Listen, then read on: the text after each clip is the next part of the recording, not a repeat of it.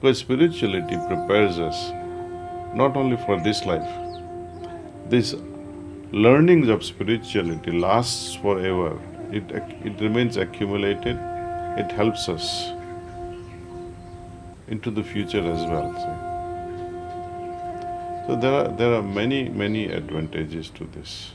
Because some of you who are exposed to neuroscience will appreciate this idea that as we age, so does our neural pathways also become very rigid, and you lose what they call neuroplasticity, meaning your ability to remain flexible with ideas, opinions. And as you become more rigid with your ideas and opinions, dogmas, beliefs, this and that, you lose your focus, you lose your openness, you lose ability to adjust. You see? So, when you turn 45, 50, 60, what happens then? You're aging. Old people, even at 60, I don't know how many of you are associated. Maybe your parents must be 50 something. Or when you witness somebody at the age of 60, 65, 70, ask them to sit properly.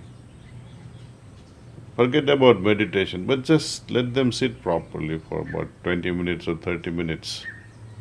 They'll say, I cannot sit for 30 minutes. My back is hurting or my legs are hurting. They can bend. So, sooner we sharpen our consciousness at earlier age, better it is for us. There are other advantages also, that when genetically your system is getting prepared at a cellular level because of this meditation. After marriage, when you have your children, they will have a different genetic preparation. Imagine you started meditation at 50 or 60. Would you be in a position to transfer your genetic code, which has been potentialized because of meditation?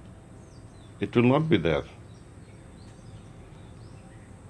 Secondly, if you think, I don't know how many of you have read Swami Vivekananda's life. He died very early. Imagine if he had decided, I will start meditation at the age of 55 after retirement. No one would have known Vivekananda because he died much earlier. So, vital things, the most vital things in life, we should not delay. Finish it fast. To me, spirituality is more vital than even education, your degrees. Because spirituality prepares us not only for this life. These learnings of spirituality lasts forever. It remains accumulated. It helps us into the future as well. See? So there are many advantages to this. Sooner you begin meditation, better it is. Afterward, it becomes difficult to even digest certain concepts because your understanding is also not so flexible. See. Your nerves also will not cooperate. I give you one simple example. In order to do that, you can also try an experiment in your colleges, in your campus. Have 50 students or 10 students, a group of 10 students. You give them the method how to meditate as per heartfulness way, right? Then give them the method, same method, to another group, but with transmission, with yogic transmission. Have some questions, parameters. How did you feel? And you ask the other group, how did you feel?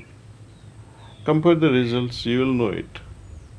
And if you like to do further research, you can find out 10 different best institutions of India in the field of meditation. Mindfulness, Vipassana, Sri Sri, Sadgurus, Brahmakumaris, all you name them. Have 10 from each. I mean, they may not come, but get their methodology Apply it to 10 students each. Let them write those parameters, the fundamental questions. Also, compare that with these 10 or 50 individuals that you have chosen meditating with yogic transmission under Heartfulness Way. You can create a beautiful research paper on this. Okay? So people would know scientifically which is the best system prevailing in India today. So good luck, and I would like to hear from you how your experiment also goes. I'm telling you with a lot of confidence. With a lot of courage and confidence. I'm sharing this with you. It's as they say, it's a challenge.